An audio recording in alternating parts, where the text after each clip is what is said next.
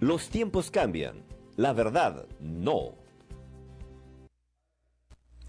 Buenos días amigos, bienvenidos a La Noticia al Día en La Noticia Perú, el canal digital del diario La Noticia. Yo soy Carlos Rivero y los invito a que nos acompañen en una entrevista con el abogado constitucionalista Ángel Delgado. Pero antes vamos a revisar los titulares de nuestra portada del día de hoy. La Junta Nacional de Justicia le pone la puntería. La fiscal de la Nación, Delia Espinosa, enfrenta una nueva investigación tras denuncia del exministro Juan Santibáñez por presunta violación a la intimidad.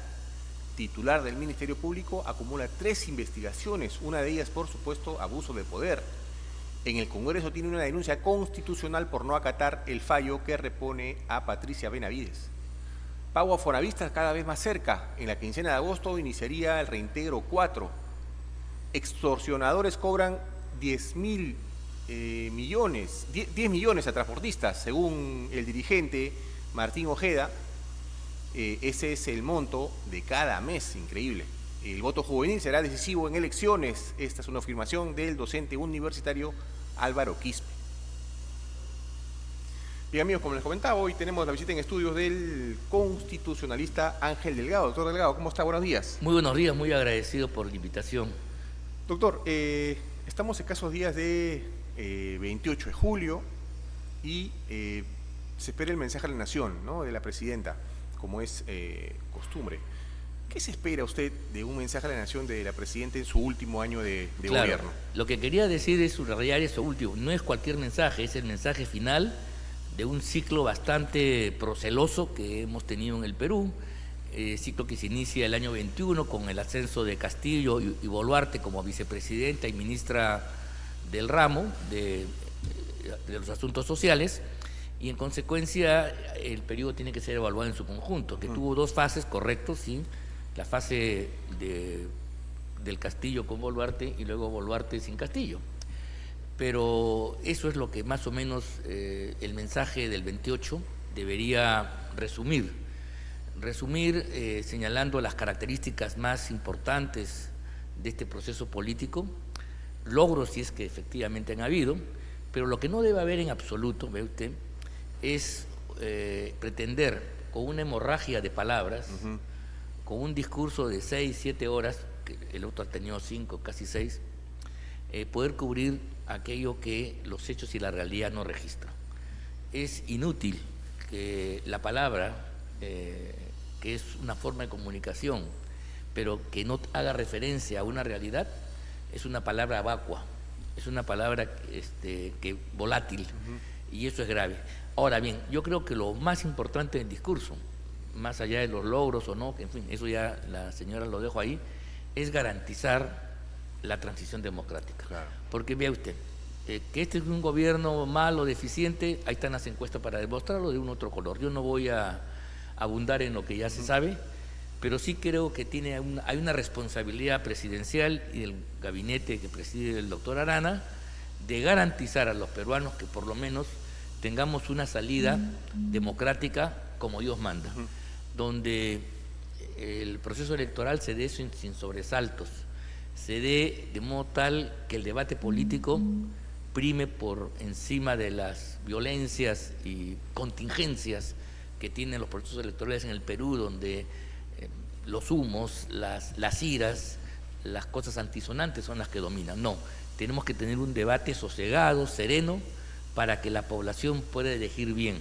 Lo bueno de la democracia es que podemos salir de los males, y este es un mal que lo adoptamos voluntariamente, porque fue el pueblo peruano el que mayoritariamente votó por Castillo, por Boluarte. Ahí están, claro. Más allá de las críticas al sistema de conteo electoral, el hecho es que fue el pueblo peruano el que llevó a Pedro Castillo y a Boluarte a la casa de Pizarro. Por supuesto, la experiencia no ha sido positiva, no voy a abundar en eso, pero creo yo, de veras, que la democracia, y eso sí es algo que hay que rescatar, que se ha mantenido en este tiempo, nos permite salir del embrollo recurriendo a la voluntad popular que se expresa en las urnas. Y esto es algo que podemos decir nosotros con orgullo. Los hermanos venezolanos, 25 años oiga, un cuarto de siglo, no pueden salir de la pesadilla de los Chávez y Maduro. Doctor, se dice siempre que un último año de gobierno, la labor del Ejecutivo pasa como una especie de segundo plano porque todas las luces se centran en la campaña electoral. ¿Esto es tanto así? Digamos, ¿este año usted cree que va a ser mucho más llevadero para el Ejecutivo? Debería ser, justamente por lo que usted dice, porque el eje principal de la política nacional es ya el cambio, la transición, y el gobierno que sale, independientemente de lo que haya hecho o no, tiene que crear esas condiciones. Si la señora Baluarte nos garantiza eso, finalmente se lo vamos a agradecer los peruanos. Pero lo que hay que evitar es que mañana seamos todos sorprendidos con un nuevo escándalo. Este es un gobierno que se ha caracterizado por situaciones inimaginables. ¿Quién se iba a imaginar que se va a proponer una crisis por los Rolex, o por las cirugías estéticas, o porque un hermano se le ocurre armar un partido político usando funcionarios del Estado? O sea, no son cuestiones de política mal aplicada. No es que yo tenga una concepción y me estrellé. Claro. No. Aquí son patinadas absurdas de colegio, perdón, ni de equipo de barrio. Se pudieron evitar. Por supuesto, no habría nada de estas cosas que le estoy diciendo son razones para poner en riesgo la estabilidad gubernamental. Pero sin embargo han abierto unas brechas gigantescas que le da, por ejemplo, pie a una fiscalía, creo que esto lo vamos a conversar más adelante, avesada, donde se ha infiltrado una determinada posición política caviar que aprovecha estos errores gubernamentales para poner en jaque al sistema republicano. Ahora, hay dos temas que se amarran con esta campaña electoral que se viene, y justo mencionábamos al Ministerio Público, ¿no?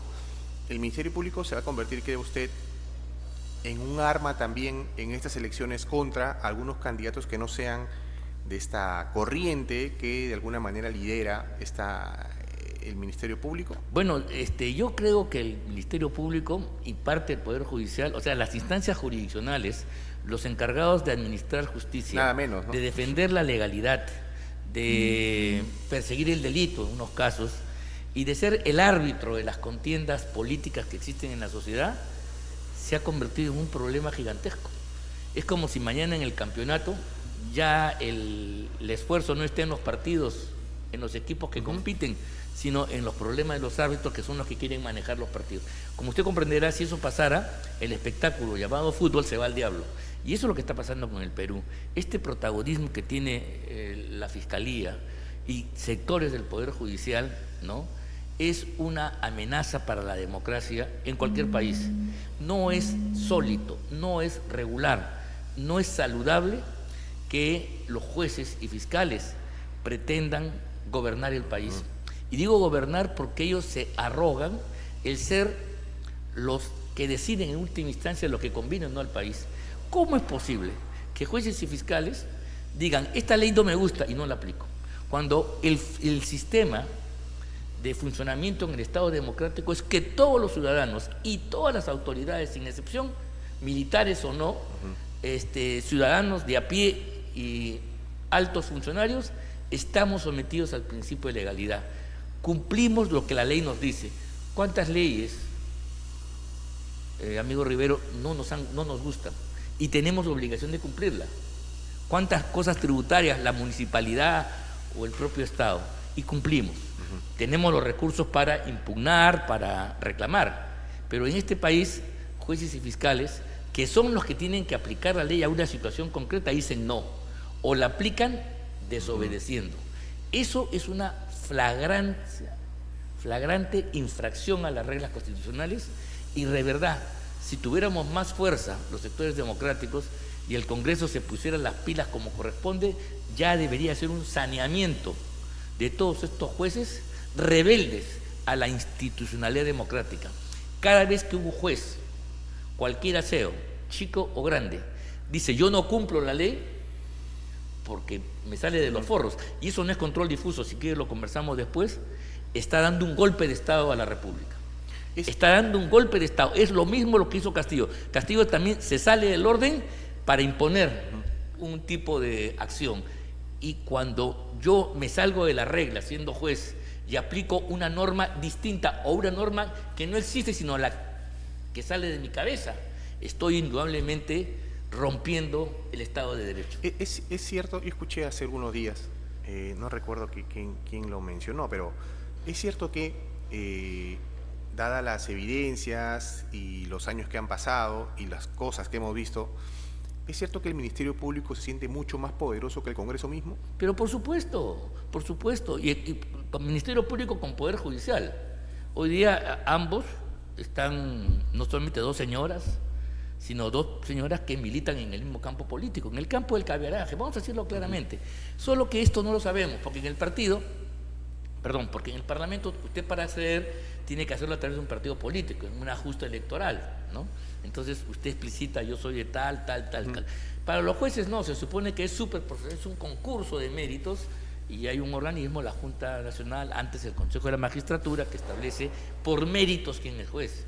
O sea, el juez y el fiscal juntos no son representantes, sino son funcionarios elegidos para dar cumplimiento a las decisiones que adoptan los gobernantes, que en un país democrático, usted sabe, la soberanía, el poder, está depositado en el pueblo, pero el pueblo, como no puede ejercer directamente su capacidad soberana y de poder, lo delega ¿a quiénes? A los representantes elegidos en el Congreso para que legislen y a una persona que se llama Presidente de la República para que gobierne, para que ejecute estas normas. Y al medio pone a funcionarios que no tienen militancia política, que no son elegidos por los ciudadanos, pero que deben tener altas calidades profesionales para conocer la ley y aplicarla con objetividad. Claro. Y eso es lo que no está pasando en el Perú. Estos señores que tienen que aplicar la ley son como aquellos árbitros que ven un offside y no lo cobran, o dicen, no, eso ya no. O sea, pretenden cambiar las reglas del fútbol para favorecer a uno u otro. Eso es inadmisible en cualquier Estado de Derecho. Si creen ello, deberían ser coherentes, renunciar a su cargo y postular al Congreso, y entonces ahí pues que pongan su agenda política, perfecto. Pero no pueden ser, teniendo el cargo de confianza, que es el cargo de asumir la representación, de administrar justicia, de perseguir el delito, que estos personajes que son instrumentales se conviertan en los que digan cuál es la ley, la cumplo o no la cumplo, esa ley no me parece. Eso se llama gobierno de los jueces. Claro. Y es lo más antidemocrático en la vida republicana. Doctor, estos árbitros que usted menciona, según su óptica, ¿cuál ha sido la actuación de ellos en los casos, por ejemplo, Susana Villarán y Martín Vizcarra? Claro, ve usted, son valientes y han destacado en meterse en asuntos que no le corresponden, en asuntos que no son de su competencia. Los temas políticos son de los actores políticos representativos. El país elige cada 5 años a un grupo de funcionarios para que desarrollen el juego político bajo las pautas de la democracia y en el marco de la Constitución.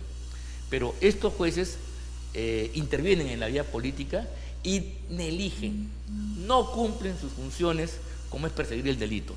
Es recontra sabido que la policía muchas veces captura bandas y entre jueces y fiscales los liberan para frustración de los custodios del orden que han hecho un trabajo y luego se encuentran con el delincuente 2 semanas después.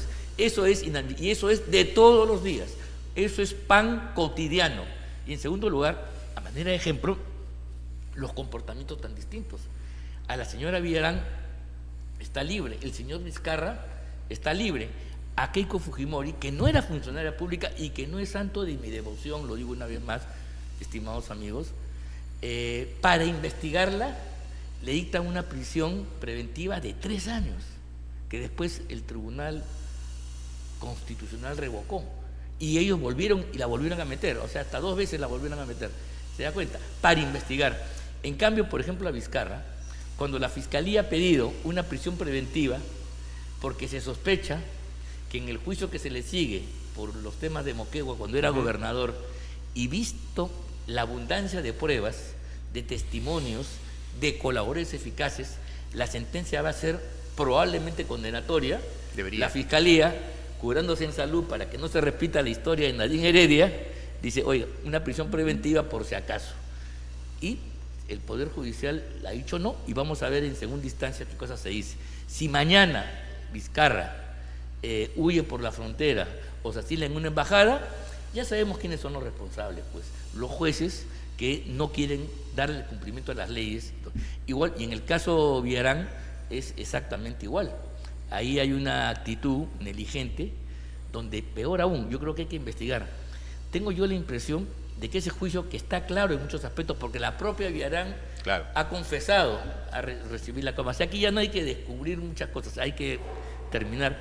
Pero donde no se ha terminado de armar toda la red, porque curiosamente ahí, en este caso, a pesar que la prensa habla de chalinas verdes, no se ha investigado por el delito de organización criminal, cuando yo creo que ahí hay una banda que efectivamente ha usufructuado el aparato municipal, contratos, relaciones, empresas, en fin, ahí habría este elemento. Pero ¿qué cosa le quiero decir? Aquí hay algo más.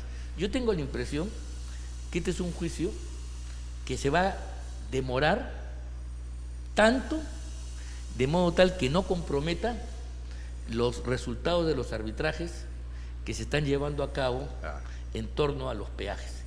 ¿Por qué?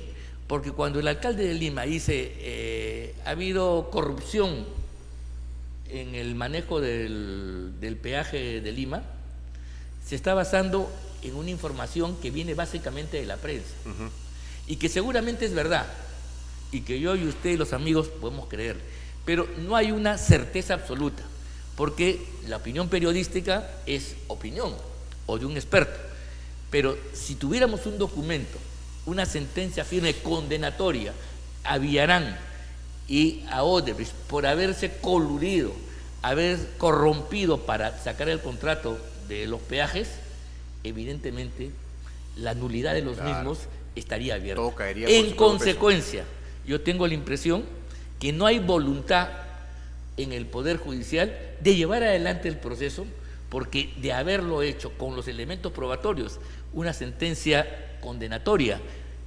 acarrearía definitivamente la nulidad de los peajes. Como esto no hay, el beneficio de la duda que tiene Bruck y lo que hoy administran el peaje, bueno, no se ha aprobado. Y efectivamente, más allá de los dichos, pero las investigaciones particulares, no tenemos por la vía oficial la contundencia de una conclusión que sí es una sentencia firme, condenatoria, porque si Villarán amarró con hoy y son condenados los personajes, evidentemente el producto de ese matrimonio espurio tiene que ser indigno, tiene que ser delictivo y por tanto no puede tener efectos jurídicos que vinculen a todos los limeños en este caso. Doctor, en los últimos días el presidente de la Junta Nacional de Justicia, el señor Gino Ríos, ha estado en el ojo de la tormenta, como dicen algunos, ¿no? Porque se ha puesto en cuestionamiento su designación, porque durante el proceso, al parecer, no se tomó en cuenta una denuncia, una sentencia por violencia familiar. ¿Esto pone en entredicho su designación, cree usted? No, pero es que eso es un tema que ha sido visto ya antes, y ha sido visto no por Josué Gutiérrez en solitario, sino por una junta examinadora donde estaban los representantes de los poderes del Estado, entre ellos el representante, la Fiscalía de la Nación, no la señora Delia, sino el anterior fiscal, ¿recuerda usted? Villena. Él ha participado en esa selección. ¿Por qué no observó? Porque esta es una sentencia que ya causó efecto, ya causó estado, ya terminó. Y como usted comprende, en la Constitución del Perú, la sentencia y las penas tienen un propósito rehabilitador. No marcan a la persona hasta el fin de sus vidas, salvo por aquellos delitos excepcionales, ¿no? Los delitos de lesa humanidad, por ejemplo. Pero esos son excepciones a la excepción, porque la regla es que los delitos concluyen y una persona se reintegra. En todo caso, este es un asunto que ya concluyó.